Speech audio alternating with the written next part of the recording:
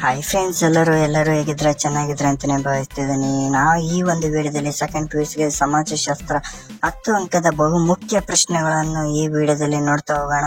ನಮ್ಮ ಚಾನಲ್ ಮೊದಲ ಬಾರಿಗೆ ನೋಡ್ತಾ ಇದ್ರೆ ಪ್ಲೀಸ್ ಸಬ್ಸ್ಕ್ರೈಬ್ ಮಾಡಿ, ಸಪೋರ್ಟ್ ಮಾಡಿ.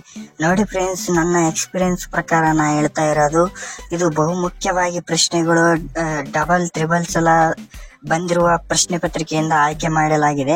ನೋಡಿ ಫ್ರೆಂಡ್ಸ್, ಭಾರತದ ಜನಸಂಖ್ಯೆ ಚಿತ್ರಣದ ಪ್ರಮುಖ ಲಕ್ಷಣಗಳನ್ನು ವಿವರಿಸಿ ಒಂದನೇ ಪ್ರಶ್ನೆ. ಇದು ಬಹಳ ಮುಖ್ಯ. ನೋಡಿ ಫ್ರೆಂಡ್ಸ್, ನೀವು ಚೆನ್ನಾಗಿ ಓದಿಕೊಳ್ಳಿ. ಎಲ್ಲರಿಗೂ ಆಲ್ ದ ಬೆಸ್ಟ್. ಸೆಕೆಂಡ್ನೇ ಕ್ವಶನ್ ಬಂದ್ಬಿಟ್ಟು ಬುಡಕಟ್ಟು ಪಂಚಶೀಲ ತತ್ವಗಳನ್ನು ವಿವರಿಸಿ ಅಂತಿದೆ. ಇದು ಕೂಡ ಒಂದು ಬಹುಮುಖ್ಯವಾದ ಪ್ರಶ್ನೆ ಅಂತಾನೆ ಹೇಳ್ಬೋದು. ಅದೇ ರೀತಿಯಾಗಿ ಮೂರನೇ ಕ್ವಶನ್ ಜಾತಿಯನ್ನು ವ್ಯಾಖ್ಯಾನಿಸಿ, ಜಾತಿಯ ಸಾಂಪ್ರದಾಯಿಕ ಲಕ್ಷಣಗಳನ್ನು ವಿವರಿಸಿ. ಇದು ಕೂಡ ಒಂದು ಪ್ರಮುಖವಾದ ಪ್ರಶ್ನೆ ಆಗಿದೆ. ನೋಡಿ ಫ್ರೆಂಡ್ಸ್, ಇವು ಪ್ರಶ್ನೆಗಳು ಆಲ್ಮೋಸ್ಟ್ ಆಲ್ 10 ಮಾರ್ಕ್ಸ್ಗೆ ಬರುವ ಚಾನ್ಸಸ್ ಇದೆ.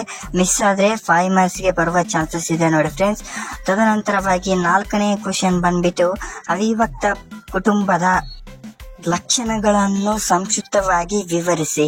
4ನೇ ಕ್ವಶನ್ ನೋಡಿ ಫ್ರೆಂಡ್ಸ್, ಅವಿಭಕ್ತ ಕುಟುಂಬದ ಲಕ್ಷಣಗಳನ್ನು ಸಂಕ್ಷಿಪ್ತವಾಗಿ ವಿವರಿಸಿದು 90ರಿಂದ 100% ಬರುವ ಚಾನ್ಸಸ್ ಇದೆ. ನೋಡಿ ಫ್ರೆಂಡ್ಸ್, ಅವಿಭಕ್ತ ಕುಟುಂಬದಲ್ಲಿ ಭಾರತದಲ್ಲಿ ವೈವಿಧ್ಯತೆಯ ಪ್ರಮುಖವಾದ ಅಂಶಗಳನ್ನು ವಿವರಿಸಿ.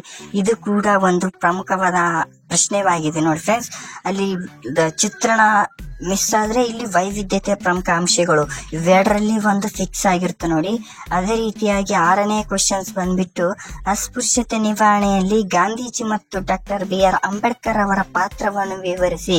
ಇದು ಕೂಡ ಒಂದು ಪ್ರಮುಖವಾದ ಪ್ರಶ್ನೆ ಆಗಿದೆ. ನೋಡಿ ಫ್ರೆಂಡ್ಸ್, ಅದೇ ರೀತಿಯಾಗಿ 7ನೇ ಕ್ವಶನ್ ಬಂದ್ಬಿಟ್ಟು ಏಕತೆ ಎಂದರೇನು, ಏಕತೆಯ ಅಂಶವನ್ನು ವಿವರಿಸಿ ಅಂತ ಕೇಳಿದಾನೆ. ಇದು ಕೂಡ ಒಂದು ಪ್ರಮುಖವಾದ ಪ್ರಶ್ನೆ ಆಗಿದೆ. ನೋಡಿ ಫ್ರೆಂಡ್ಸ್, ಈ ಪ್ರಶ್ನೆಗಳು ಏನಿದಾವಲ್ಲ, ಇದಕ್ಕೆ ಆನ್ಸರ್ ಬೇಕಾದ್ರೆ ನನಗೆ ಕಾಮೆಂಟ್ ಮಾಡಿ. ಖಂಡಿತವಾಗಿಯೂ ನಾನು ಇದಕ್ಕೆ ಆನ್ಸರ್ ಯಾವ ರೀತಿ ಬರೀಬೇಕಂತನೂ ಕೂಡ ನಾನು ಇನ್ನೊಂದು ವಿಡಿಯೋ ಮಾಡಿ ಅಪ್ಲೋಡ್ ಮಾಡ್ತೀನಿ.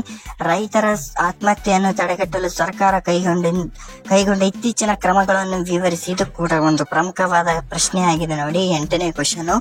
ಅದೇ ರೀತಿಯಾಗಿ 9ನೇ ಕ್ವಶನ್ ಬಂದ್ಬಿಟ್ಟು ಪರಿಶಿಷ್ಟ ಜಾತಿ ಮತ್ತು ಪರಿಶಿಷ್ಟ ಪಂಗಡದ ಕಲ್ಯಾಣಕ್ಕಾಗಿ ಕೈಗೊಳ್ಳಲಾದ ಸಂವಿಧಾನಾತ್ಮಕ ಕ್ರಮಗಳನ್ನು ವಿವರಿಸಿ. ಇದು ಕೂಡ ಒಂದು ಪ್ರಮುಖವಾದ ಪ್ರಶ್ನೆ ಆಗಿದೆ ನೋಡಿ. ಅದೇ ರೀತಿಯಾಗಿ 10ನೇ ಕ್ವಶನ್ ಬಂದ್ಬಿಟ್ಟು ರೈತರ ಆತ್ಮಹತ್ಯೆಯನ್ನು ತಡೆಗಟ್ಟಲು ಸರ್ಕಾರ ಕೈಗೊಂಡ ಇತ್ತೀಚಿನ ಕ್ರಮಗಳನ್ನು ವಿವರಿಸಿ ಅಂತ ಹೇಳಲಾಗಿದೆ.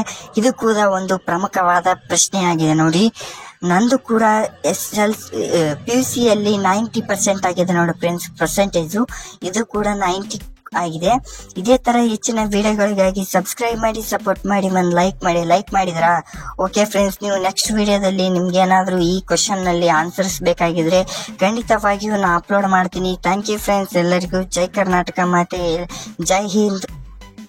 ಎಲ್ಲರಿಗೂ ಆಲ್ ದ ಬೆಸ್ಟ್ ತಿಳಿಸ್ತೀನಿ. ಎಲ್ಲರೂ ಇದು ಕೊನೆಯ ಎಕ್ಸಾಮ್ ಆಗಿದ್ರಿಂದ ಎಲ್ಲರಿಗೂ ಆಲ್ ದ ಬೆಸ್ಟ್. ಯಾವುದೇ ರೀತಿಯಾಗಿ ಟೆನ್ಷನ್ ತಗೋಬೇಡಿ. Thank you.